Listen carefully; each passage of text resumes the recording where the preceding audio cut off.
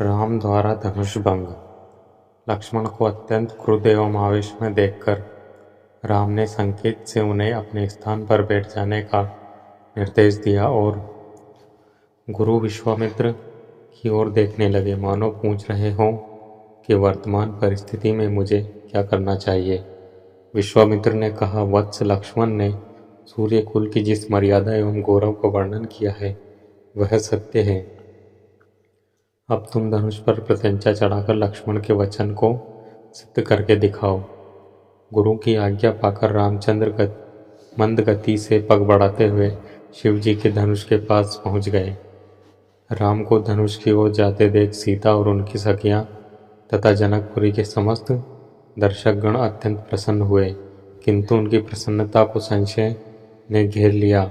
वे सोचने लगे कि जब विश्वविख्यात शक्तिशाली राजा और राजकुमार इस शिव जी के धनुष को हिला नहीं सके तो राम जैसे राजकुमार किशोर पिनाक की प्रत्यंचा चढ़ाने में कैसे सफल हो सकेंगे। सीता भी मन ही मन परमात्मा से प्रार्थना करने लगी कि हे सर्वशक्तिमान, इन्हें इनके उद्देश्य में सफलता प्रदान करने की दया कीजिए। मेरा हृदय भी इनकी ओर आकर्षित हो गया है, अतः इसकी लाज भी आपको ही रखनी है। हे प्रभु, आप अपनी अद्भुत शक्ति से इस धनुष को इतना हल्का कर दीजिए कि यह सरलता से उनके द्वारा उठाया जा सके।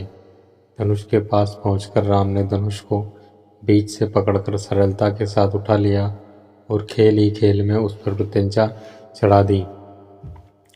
प्रत्यंचा चढ़ाकर जो ही उन्होंने धनुष की डोर पकड़कर कान तक खींची, त्यों ही वह धनुष भयंकर शोर मचाता हुआ तरतराकर टूट गया।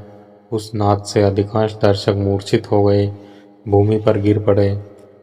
सिर्फ विश्वामित्र, राजा जनक, राम, लक्ष्मण आदि कुछ ही ऐसे लोग थे जिन पर इस भयंकर स्थिति का कोई प्रभाव नहीं पड़ा। कुछ काल पश्चात जब सबकी मूर्छा दूर हुई तो वे राम की सराहना करने लगे। धनुष भंग हो जाने पर राजा जनक ने विश्वामित्र से कहा, मुनिवर, मेरी प्रतिज्ञा पूर्ण हुई, इसलिए अब मैं सीता का विवाह रामचंद्र के साथ करना चाहता हूँ। मुझे अपने मंत्रियों और पुरोहित को विवाह का संदेश लेकर महाराजा दशरथ के पास अयोध्या भेजने की आज्ञा दें।